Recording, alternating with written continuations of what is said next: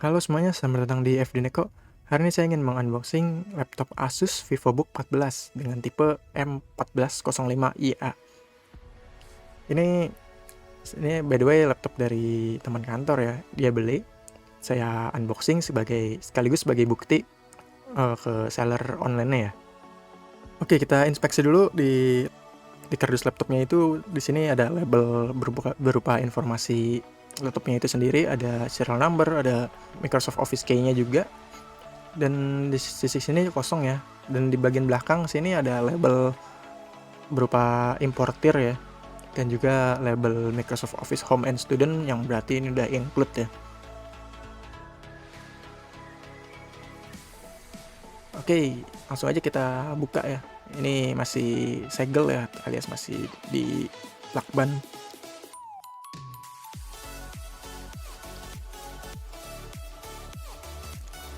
Dan di sini kita mendapatkan kardus lagi.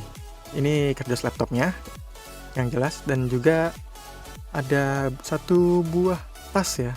Satu buah tas Asus. Ini modelnya cukup baru ya. Nggak seperti model Asus yang lama yang warna hitam gitu. Ini lebih ke abu-abuan ya. Tapi cukup elegan juga sih ini. Space-nya pun juga cukup luas dikasihnya. Dan lubang-lubangnya juga tergolong banyak sih. Ada slot untuk buat naruh laptop juga di sini. Ini sila kagel ini. Dan juga di sini ada satu kantong lagi nih kecil nih.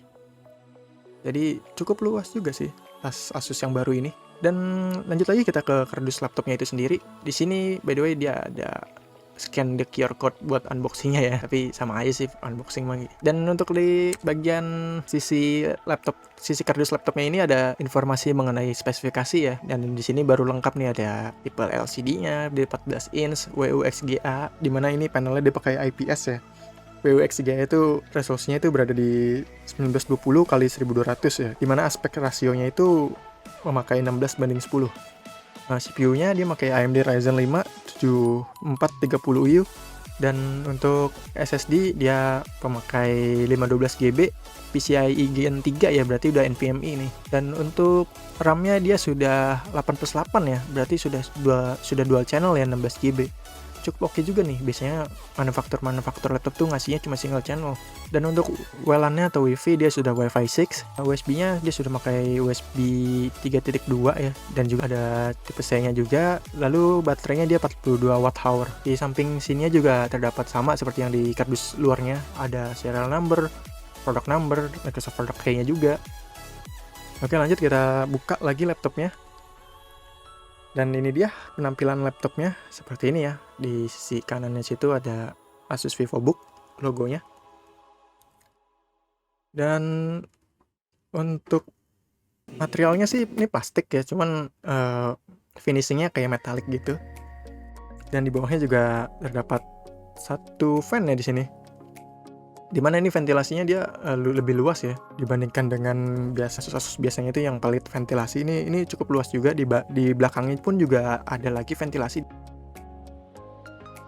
dan di sisi kiri dan kanannya pun juga ada. Jadi untuk kualitas cooling sih harusnya ini udah bagus sih. Oke, lanjut lagi kita ke I/O portnya. Di sini ada charging portnya, ada HDMI, ada 2 buah USB tipe A-nya, dan juga ada satu buah tipe C-nya. Ini 3.2 semua ini USB-nya, dan satu headphone jack. Dan untuk pamfletnya ya, ini ada My Asus, ada buku panduan kecil ya mengenai laptop tersebut, dan juga di sini ada warranty card-nya.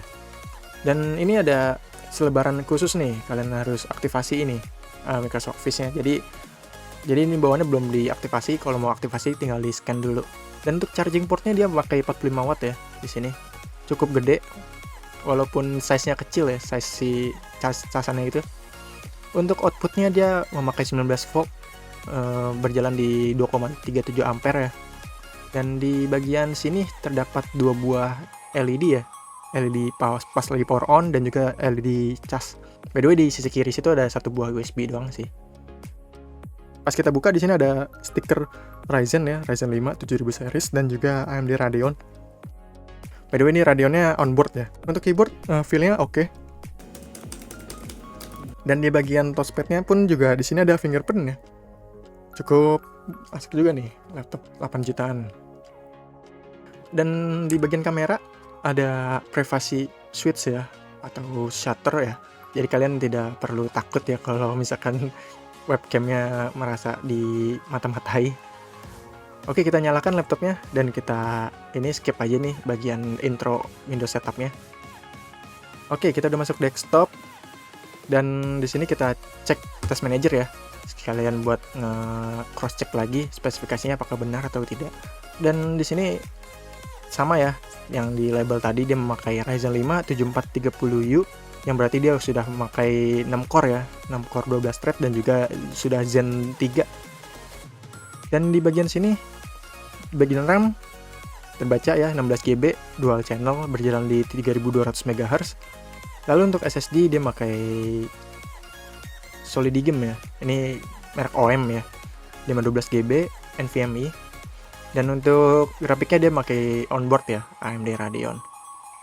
Dan di bagian DXDIAC di sini dia memakai Windows 11 Home Single ya. Single di sini maksudnya single language, bukan single orang ya.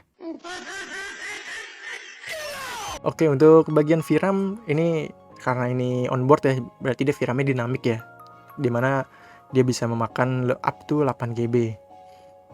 Dan untuk display mode-nya seperti tadi, karena ini WUXGA berarti dia berada di 1920 x 1200 pixel. Dan untuk bloatware-nya sih nggak terlalu banyak ya, cuma McAfee doang.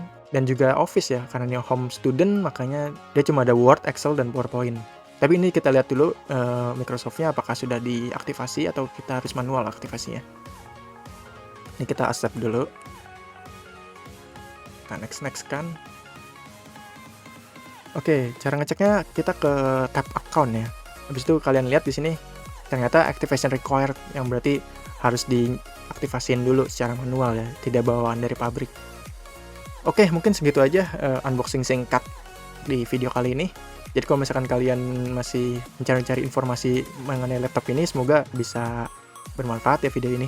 Dan untuk konklusinya, menurut saya sih laptop 8 jutaan ini sih kalau untuk orang kantoran ya, atau untuk siswa ya, sekolah ataupun kuliah yang cuma buat ngetik-ngetik doang, dan mungkin untuk desain-desain grafis kecil ya, ini cukup oke sih menurut saya. Mungkin untuk rendering kecil pun juga oke sih, karena udah makin 6 core 12 thread Zen 3.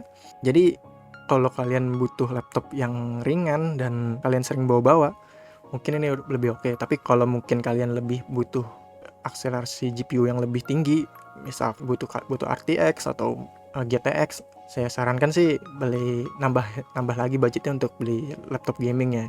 Soalnya di 9 juta itu kalian udah bisa dapat laptop gaming. Oke, mungkin segitu aja dari video kali ini. Kalau misalkan ada yang ingin ditanyakan, silahkan komentar di bawah. Dan juga silahkan subscribe channel FD Neko agar terus berkembang ke depannya. Like video ini jika bermanfaat. Dan see you later guys. Bye.